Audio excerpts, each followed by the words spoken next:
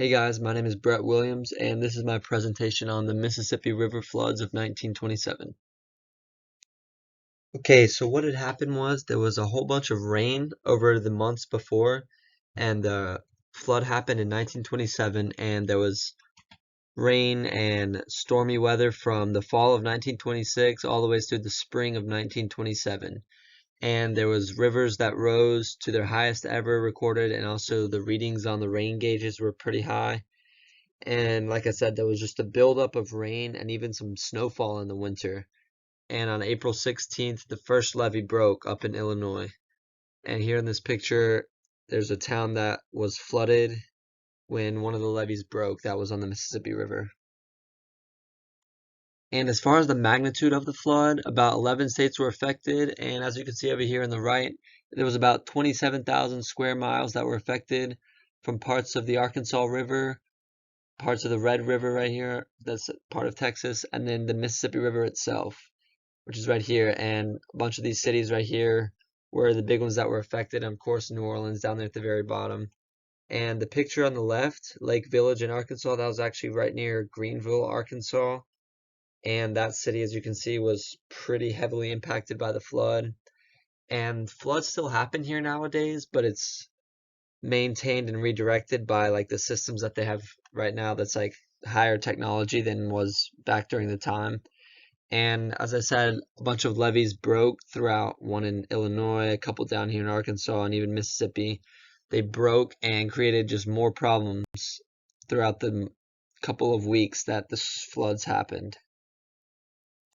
And for the societal and economic impact, there was about 250 people killed because of the floods, and there was about 750,000 people that were forced to relocate.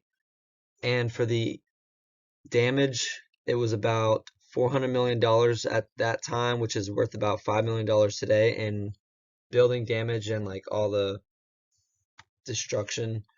And obviously hundreds of thousands of livestock and crops were destroyed.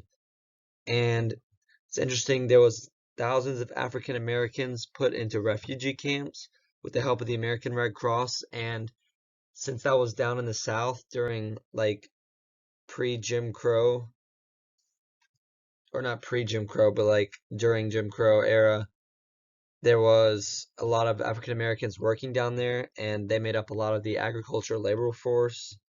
And the government had some backlash for the treatment of them. And once some of the blacks were put into refugee camps, they let whites have better camps and were free to come and go as they wish, while they weren't as nice about it to the African Americans, and that's where the government got some backlash. And as far as the mitigation and adaptation strategies go, in 1928, Congress passed the Flood Control Act, and it allowed the Army Corps engineers to build a system of levees and spillways to control the water flowing through the Mississippi River. And as you can see on the top picture, there's an actual spillway being built on the left, and on the right of it is the current day actual levee that is still there today in use. And whenever there's a lot of rain or like runoff, they can open up those levees or those spillway bays and let the water flow through. And on the bottom is a picture of when some dynamite was used at some points, and that was out of desperation to open up some room for water to travel. And also currently levees are checked every year just to make sure they're up to date. And because of all of these ways to maintain and mitigate the flooding, hopefully there will be no flood of this severity to happen again.